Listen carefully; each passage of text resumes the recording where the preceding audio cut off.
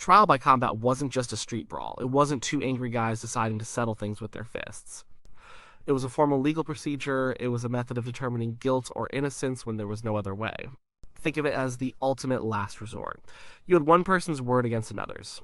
No witnesses, no confession, no hard evidence. In that situation, medieval people had a problem.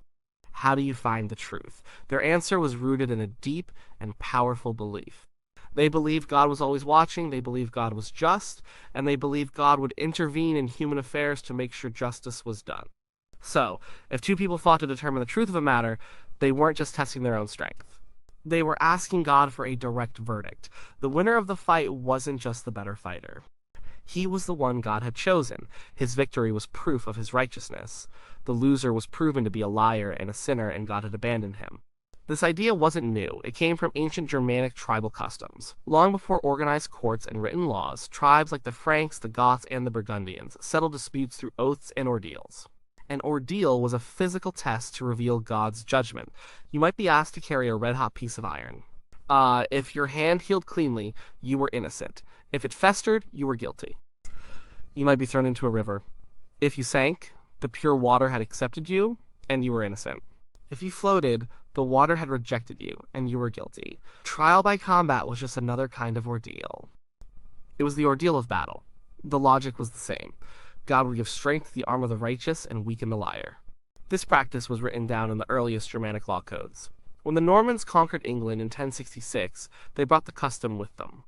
It became an official part of English and French law, a recognized way to settle certain legal cases. It was mostly used for serious criminal accusations, things like treason, murder, or rape. It could also be used in civil disputes, especially over land. If two nobles both claimed ownership of a valuable estate, and there were no clear documents, a duel could settle the matter for good. The accusation had to be formal. One person, the appellant, had to publicly accuse another, the defendant, in a court of law. The defendant then had two choices. He could choose to be tried by a jury, or he could deny the charge and offer to prove his innocence with his body. This put everything on the line. It wasn't a game. The person who made the accusation, the appellant, was just as much at risk. If he lost the fight, he wasn't just defeated. He was proven to be a false accuser, a perjurer who had tried to use the law to harm an innocent man. And the punishment for that was severe. He could be hanged or mutilated, so you didn't make an accusation lightly. You had to be absolutely certain you were right and that God was on your side. The entire process was drenched in religion. Before the fight, both combatants would spend time in prayer. They would fast and attend a special mass. They would swear solemn oaths on holy relics, like a piece of the true cross or the bone of a saint. The appellant would swear that his accusation was true. The defendant would swear that it was false. They were calling upon God to witness their oaths and to judge them. Lying while touching a holy relic was considered a terrifying sin, one that would surely damn your soul to hell. This religious framework was everything. It's what separated trial by combat from a simple murder. One was a crime. The other was a sacrament, a holy appeal to the highest court in the universe. People genuinely believed that the outcome was not determined by skill alone. They saw the hand of God in the parry of a sword, in the slip of a foot, in the final killing blow. The winner walked away, not just alive, but vindicated. His honor was restored, his name was cleared. Society accepted the verdict because they believed it came directly from God. It was a brutal system, but to the people of the time it made perfect sense. It was a way to find certainty in an uncertain world. A trial by combat was a highly structured event. It wasn't a chaotic mess. There were strict rules and procedures that had to be followed from beginning to end. It was, after all, a court proceeding, and it had to look the part. It all began in a courtroom. A man would stand before a judge or a king and make a formal accusation against another. He would state the crime and name the accused. To make it official, he might throw down a glove. This was a symbolic challenge. The accused would then step forward. If he wished to fight, he would pick up the glove. This act of accepting the challenge was binding. Once the glove was picked up, the path to the duel was set. The court would then schedule the fight. It couldn't happen right away. Both parties needed time to prepare. This period, often around 40 days, was for physical training, but also spiritual preparation. They were expected to make peace with God, to confess their sins, and to put their affairs in order. They were, in essence, preparing for death. The location of the fight was a special, designated area called the lists. This was a rectangular field, often built for the occasion. It was enclosed by a fence or barrier to keep the crowd out and the fighters in. At one end, there would be pavilions or tents for the combatants. At the other, a grandstand would be built for the king, the nobles, and the judges who would oversee the duel. The ground itself was flattened and cleared of any obstacles. It had to be a fair and neutral space. On the day of the fight, the atmosphere would be electric. Crowds would gather from miles around to witness the event. It was a public spectacle, a piece of high drama. The proceedings would begin with a procession. Heralds and court officials would lead the way. The two combatants would enter the lists, usually from opposite ends. They would be armed and armored, often riding war horses if they were knights. Before any fighting began, the oaths were sworn again, this time in public. This was the most solemn moment. Each man would place his hand on a Bible or a holy relic brought out for the occasion. In front of the judges and God, the accuser would swear his charge was true. The defender would swear his innocence. They would also swear an oath not to use any magic, sorcery, or unfair tricks in the fight. They were promising to rely only on God and the strength of their own bodies. A herald would then read out the rules of the combat. These were very specific. The fighters could only use the approved weapons. They were forbidden from leaving the lists. If a man's weapon broke, the other might be required to discard his own to keep things even. The fight would continue until one man was killed, or until one man yielded. Yielding was a critical part of the rules. To yield, a fighter had to say the word craven. This was the ultimate admission of defeat and guilt. But it was not an easy way out. A man who yielded was considered a coward and a liar. He was immediately arrested, he had lost the case, and he would still face the punishment for the crime he was accused of. If it was a capital crime, he would be taken from the field and executed, often immediately.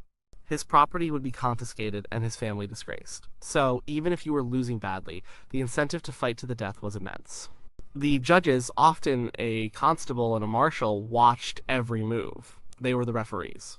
They made sure the rules were followed. The king or the presiding lord was the ultimate authority.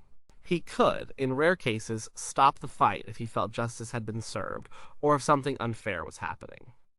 But this was uncommon. Usually the fight was allowed to run its course. The fight would end when one man was dead, had yielded, or was so badly wounded he could no longer defend himself. If the sun set before a clear victor emerged, the defendant was sometimes declared the winner, on the principle that he had successfully defended himself for an entire day. But usually, the conclusion was bloody and final. The victor was declared righteous by the court. His honor was restored. He would often give thanks to God right there on the field. The body of the loser, however, was treated with contempt. As a convicted criminal, he was denied a proper Christian burial. His body might be hanged, drawn, and quartered, or simply left for the dogs. The rules of the game were clear. You won completely, or you lost everything. The popular image of trial by combat is two knights in full plate armor charging at each other on horseback with lances. That certainly happened, but it was only one version of the duel. The reality was much more varied. The type of fight, the weapons, and the rules all depended on who was fighting. Social class was everything in the Middle Ages, and it was everything in the lists, too. For noblemen, the duel was often a nightly affair. They were professional warriors. Their entire lives were spent training for combat. So when they fought a judicial duel, they used the tools of their trade. They wore the best armor they could afford, which by the late Middle Ages was incredibly sophisticated plate armor that covered them from head to toe. They fought on war horses with lances, swords, daggers, and sometimes axes or maces. Their duels were a display of military skill, a formal kind of warfare scaled down to 2 men. But what about commoners? A peasant or a merchant accused of a crime also had the right to demand a trial by combat. But they didn't have armor, war horses, or years of training with a sword. The law recognized this. The rules for a duel between commoners were different, designed to create a more level playing field. In Germany, for instance, there was a well-established tradition for duels between non-nobles. They fought on foot. Their weapons were not swords and lances, but a simple club or cudgel and a shield. The shields were often of a specific type, a quadrangular shape with a sharp point at the bottom and a hook at the top, which could be used as a weapon itself. Now, the fighters wore simple linen or leather clothing, not armor. The fight was a brutal, ugly affair. It was about bludgeoning your opponent into submission. There were even more specific rules. Sometimes the fighters were coated in grease to make them harder to grab. They were allowed to use their hands, feet, and even their teeth. These were not elegant duels of honor. They were desperate, primal struggles for life and reputation. The court records and law books from the time contain detailed illustrations of these fights, showing men in strange stances using their shields to hook and trip each other. It was a far cry from the chivalric ideal. The system also had to account for people who couldn't fight at all. What if the accuser or the defendant was a woman? A child? An old man? Or a priest who was forbidden by the church from shedding blood? In these cases, the law allowed for a champion. A person who was unable to fight could hire a professional warrior to fight on their behalf. Being a champion was a risky job. They were essentially mercenaries of the legal system. If your champion won, you won the case. But if your champion lost, you lost the case and he faced punishment as well. A champion who lost a duel could have his hand cut off or even be hanged for failing to prove the truth he was hired to defend. This ensured that champions took the fight seriously. They weren't just fighting for money, they were fighting for their own lives. The rules for when a woman was involved were particularly strange.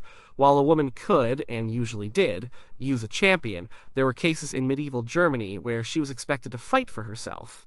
The law recognized the physical disadvantage she would have against a man.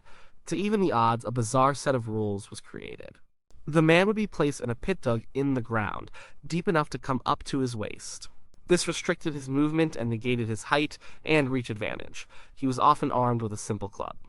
The woman remained on the edge of the pit, armed with a long piece of cloth with a stone sewn into the end. She could use this like a sling or a flail to strike him from a distance. If he tried to pull her into the pit, or if she fell in, the fight could become a desperate wrestling match. It was a strange and clumsy attempt at fairness, a testament to how seriously they took the idea that anyone, regardless of their status, should have a chance to prove their case before God. It shows that trial by combat was not just for the warrior elite.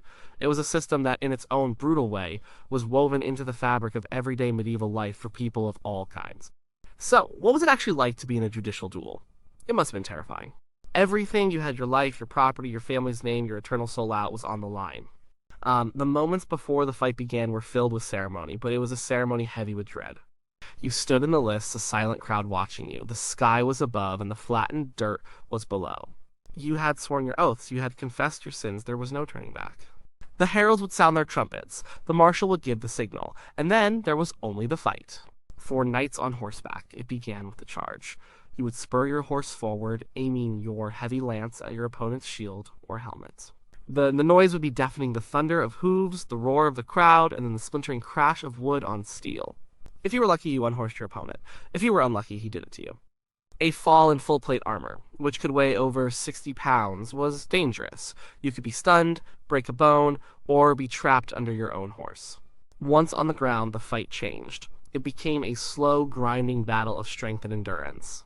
Moving in all that armor was exhausting. Every step took effort. You would be sweating profusely, your breathing ragged inside the closed helmet. Your vision would be limited to a narrow slit. The sound of your own breathing and the clanging of steel would fill your ear. The weapons were heavy. A long sword felt like a lead weight after a few minutes of swinging it. You would use axes to batter and dent your opponent's armor, or maces to crush and break bones even through the steel plate. The goal was to find a weak spot. The gaps in the armor at the joints of the armpits, the elbows, the neck, the groin were the most vulnerable points.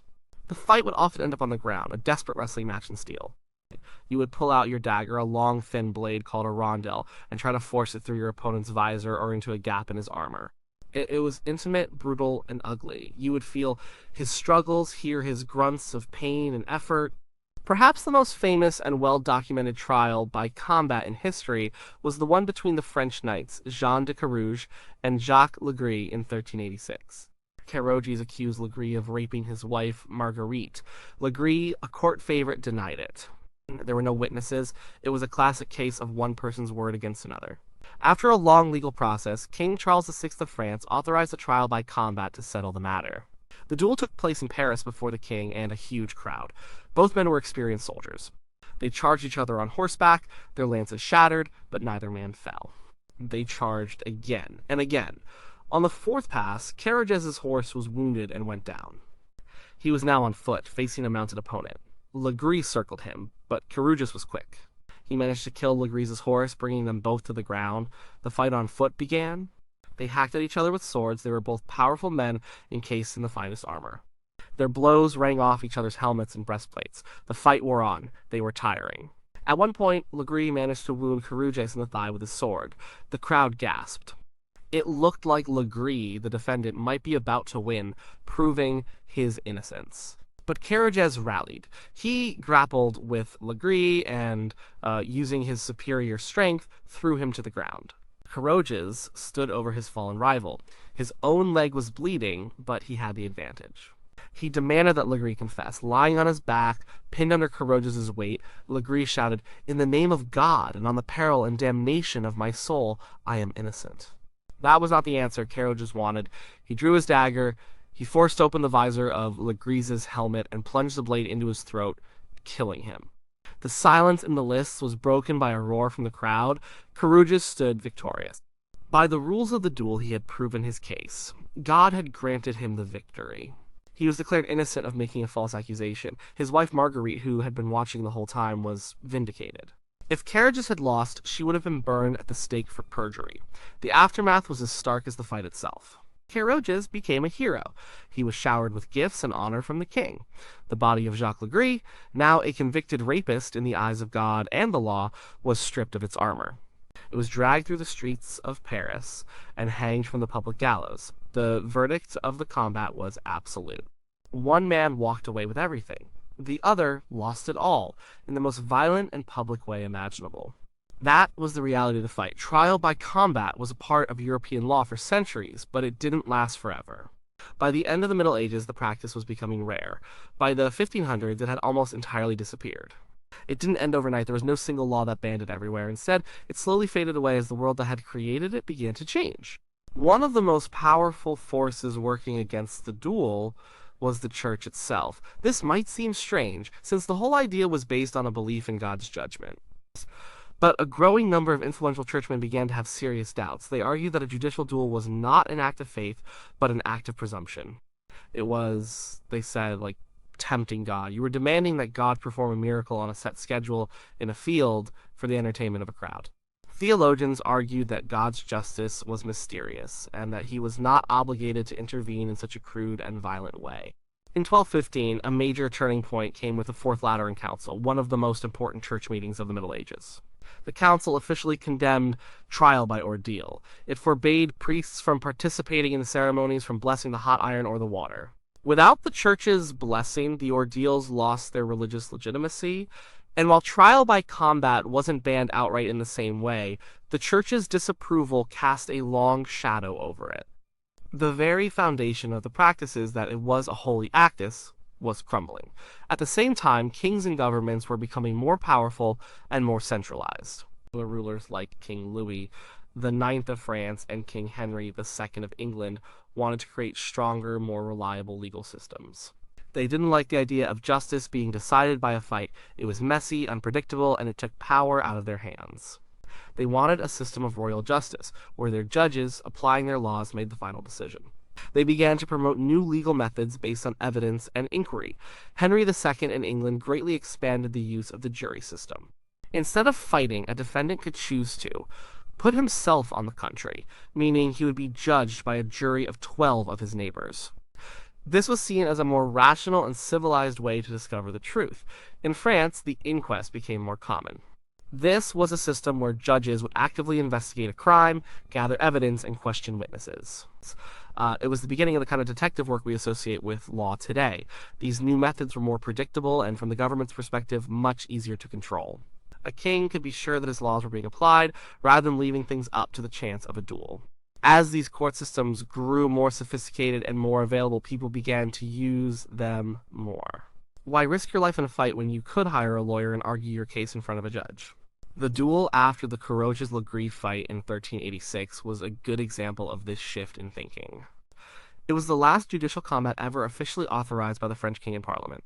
While it was a huge public event, many of the lawyers and scholars at the time saw it as a barbaric relic of a bygone age. It shocked people. The world was moving on. Trial by combat never completely vanished.